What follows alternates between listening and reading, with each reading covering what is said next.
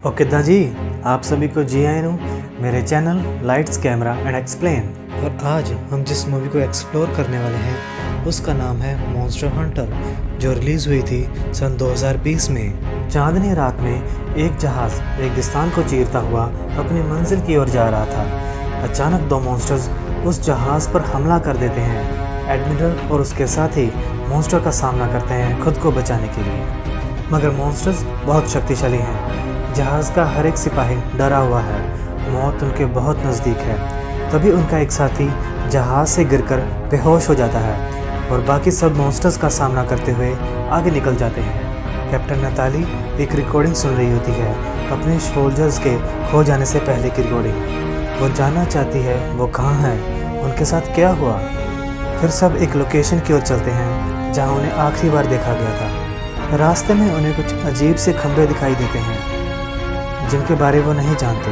Location पर जाकर उन्हें पता चलता है कि असले से भरा हुआ ट्रक आखिरी बार यहीं था, मगर अब कहाँ है। अचानक काले बादलों से घिरा हुआ तूफान उनकी तरफ तेज़ी से बढ़ने लगता है, जिससे बचने के लिए सब वहाँ से निकल पड़ते हैं। तूफान उनकी रफ्तार से कहीं ज़्यादा तेज़ है। वो उन्हें अपनी चपेट में ले लेता है और उन पर बिजली गिराने लगता है।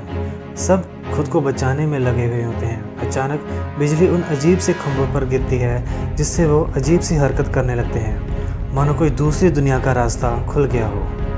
अचानक एक पोर्टल खुल जाता है और उनकी गाड़ी उस पोर्टल से होते हुए एक खाई में गिरने लगती है। फिर दूसरे ही पल एक बंजर रेगिस्तान में आकर उनकी गाड़ी रुक जाती है। सब हैरान और परेशान हैं, वो कहाँ आ गए हैं। तूफान भी जा चुका है। कैप्टन नताली हालात का जायज़ा लेती है और एक सिपाही को टीले पर जाकर लोकेशन का अंदाज़ा लेने के लिए कहती है। उन्हें एक टावर दिखाई देता है जो बादलों से घिरा हुआ है। रेडियो, जीपीएस, कंपास कुछ भी काम नहीं कर रहा। सोल्जर को अपनी खोई हुई टीम दिखाई देती है, जिसे देखकर सब हैरान हो जाते हैं। सब कुछ तबाह और जल चुका था। सोल्जर्स मारे गए थे। ज़मीन पर कांच के टुकड़े बिखरे हुए थे, मानो रेत से कांच खुद निकलकर बाहर आ गया हो। सब वहाँ से निकल पड़ते हैं कैंप की ओर। कैप्टन सबका मनोबल जगाने के लिए गाना गाती है। एक आदमी टीले से उन्हें आते हुए देख लेता है। कुछ देर बाद उन्हें एक अजीब सी चीज़ दिखाई देती है, एक विशाल कंकाल। तभी वो आदमी उन पर तीर चला देता है, जिससे डर कर सब उस पर हमला कर देते हैं। मगर कैप्टन रुकने के लिए कहती है। सोल्जर को अपनी तरफ आता हुआ कुछ दिखाई देता है और सब वहाँ से बचने के लिए भाग जाते हैं। एक मॉन्स्टर ज़मीन से बाहर आकर उन पर हमला करता है। सब उसे गोलियों से मारने की कोशिश करते हैं, मगर उसे कोई फ़र्क नहीं पड़ता। वो उनकी गाड़ी को पलट देता है।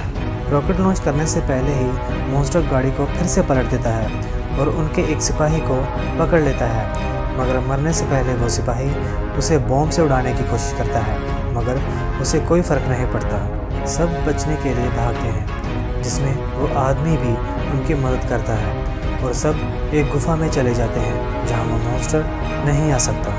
अंधेरा होते ही वो मॉन्स्टर वहाँ से चला जाता है। सब डरे हुए हैं और घर वापस जाना चाहते हैं। कैप्टन सबको हिम्मत रखने के लिए कहती है, एक सोल्जर होने के फ़र्ज से। अचानक एक विशाल मकड़ी कैप्टन को पकड़ लेती है और उसे डंक मारकर बेहोश कर देती है। सब उस पर गोलियां चलाने लगते हैं, जिससे डरकर वो मकड़ी वहाँ से भाग जाती है और फिर उसके बाकी साथी वहाँ आ जाते हैं। सब अपनी जान बचाने के लिए भागते हैं, मगर सब पकड़े जाते हैं। कैप्टन को होश आता है और खुद को उनके जाल से निकालने की कोशिश करती है। डंक की वजह से उसके शरीर में बहुत दर्द है। अपने सोल्जर्स को मरा हुआ देख उसे बहुत दुख होता है। फिर बचा कुचा सामान लेकर वो वहाँ से भागने की कोशिश करती है। नताली उन मकड़ियों के अंडों को देखकर घबरा जाती है। तभी उसे वहाँ एक सोल्जर मिलता है। दोनों वहाँ से निकलने के लिए रास्ता ढूंढते हैं, मगर बहुत दर्द होने के कारण सोल्जर चल नहीं पाता। उसकी पीठ पर मकड़ियों के अंडे होते हैं, जिसमें से मकड़ियाँ निकलते देख कैप्टन डर जाती है। तभी एक मकड़ी वहाँ आकर सोल्जर को पकड़कर मार देती है। नतालिया बचने के लिए उस पर आग जलाकर वहाँ से भागने लगती है। मकड़ी उसे पकड़ लेती है, मगर आखिरी बची गोलियों की मदद से नताली खुद को बचाकर वहाँ से भागने में कामयाब हो जाती है। जहाँ उसे पता चलता है कि वो मकड़ियाँ दिन की रोशनी में बाहर नहीं आ सकती। सिर्फ रात को बाहर आकर वो हमला करती है। जख्मी हालत में भी वो टीले के ऊपर जाती है अंदाज़ा लेने के लिए। रेत के अंदर एक मॉन्स्टर छिपा हुआ है और ज़मीन के नीचे विशाल मकड़ियाँ। नताली को जहाज़ों का मकबरा दिखता है। बहुत सारे टूटे हुए जहाज़ बिखरे पड़े हैं। पानी की तलाश में वो जहाज़ के अंदर जाती है मगर उसे कुछ नहीं मिलता। फिर उसे किसी के आसपास होने का एहसास होता है कि तभी वो आदमी उसे चाकू से धमकाने लगता है सरेंडर करने के लिए। नताली उसके साथ मुकाबला करती है खुद को बचाने के लिए, मगर वो आदमी भी डटकर उसका मुकाबला करता है। मगर लड़ाई के वक्त नताली बेहोश हो जाती है और वो आदमी उसे बंदी बनाकर अपने साथ ले जाने लगता है। तभी सूरज डूबने लगता है और अंधेरा हो जाता है और वो मकड़ियाँ अपनी बिल से बाहर आने लगती हैं। आदमी नतालिया को अपनी गुफा में ले जाता है जहाँ मकड़ियाँ नहीं आ सकती। अगले दिन सुबह वो आदमी बाहर से मुआयना करके वापस आता है, मगर नतालिया उसे बंधी हुई नहीं मिलती और वो पीछे से वार करके उसे गिरा देती है और फिर उसे बंदी बना लेती है। मगर वो आदमी वापस उठ खड़ा होकर नतालिया के साथ फिर से मुकाबला करने लगता है। दोनों के बीच ज़बरदस्त मुकाबला होता है और लड़ते लड़ते गुफा से बाहर गिर जाते हैं। वो आदमी मकड़ियों के छत्ते से जा टकराता है और नीचे गिरने लगता है। मकड़ियाँ उसे देखकर लेने के लिए दौड़ती हैं, मगर नताली उसे वहाँ से बाहर निकाल लेती है मकड़ियों का चारा बनने से पहले। नताली उसके हाथ खोल देती है और खुद को उसका दोस्त कहती है और खाने के लिए चॉकलेट देती है जो उसने पहले कभी नहीं खाई थी। उस आदमी को नताली की भाषा समझ में नहीं आती, इसलिए इशारों में उसे टावर तक चलने के लिए कहता है, मगर रास्ते में वो रेत का मॉन्स्टर है। नताली उसे अपनी गाड़ी में पड़े रॉकेट के बारे में बताती है जो उसे मार देगा, मगर वो आदमी उसे मकड़ियों के छत्ते के पास ले जाता है और इशारों में समझाता है कि उस मॉन्स्टर को हम इस मकड़ी के डंक से मारेंगे। फिर दोनों एक जाल बिछाते हैं एक मकड़ी को पकड़ने के लिए, जिसके लिए नताली को चारा बनना पड़ता है। जैसे ही रात होती है, एक मकड़ी बाहर आकर नताली का पीछा करने लगती है और उनके बिछाए जाल में फंस जाती है। तभी वो आदमी अपनी तलवार की मदद से मकड़ी को मार देता है और उसका डंक तोड़ देता है और वहाँ से दोनों भागने लगते हैं बाकी मकड़ियों से बचने के लिए। गुफा में नताली उसे बताती है कि वो एक रेंजर है और वो आदमी एक शिकारी जो तीरंदाजी करता है। अगले दिन दोनों पूरी तैयारी करते हैं उस मॉन्स्टर को मारकर अपनी गाड़ी से उस टावर तक जाने के लिए, जिससे नताली अपने घर जा सके। शिकारी नताली को अपने हथियार दिखाता है और उसे ट्रेनिंग देता है जिसकी मदद से वो मॉन्स्टर का मुकाबला कर सके। अब टाइम आ गया था मॉन्स्टर का मुकाबला करने का। मॉन्स्टर का ध्यान भटकाने के लिए वो रेत में एक चारा फेंकते हैं। मॉन्स्टर उसके पास जाकर हमला करता है कि तभी मौका पाकर दोनों गाड़ी की तरफ भागने लगते हैं। मॉन्स्टर को उनका एहसास हो जाता है और वो उनका पीछा करने लगता है। शिकारी मॉन्स्टर का ध्यान अपनी तरफ करता है, जिससे नताली भागकर अपनी गाड़ी की तरफ जाती है, मगर मॉन्स्टर शिकारी पर हमला कर देता है।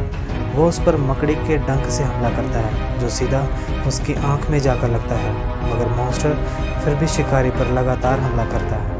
नताली उस पर मशीन गन से हमला कर देती है शिकारी को बचाने के लिए, मगर उस पर गोलियों का कोई असर नहीं होता।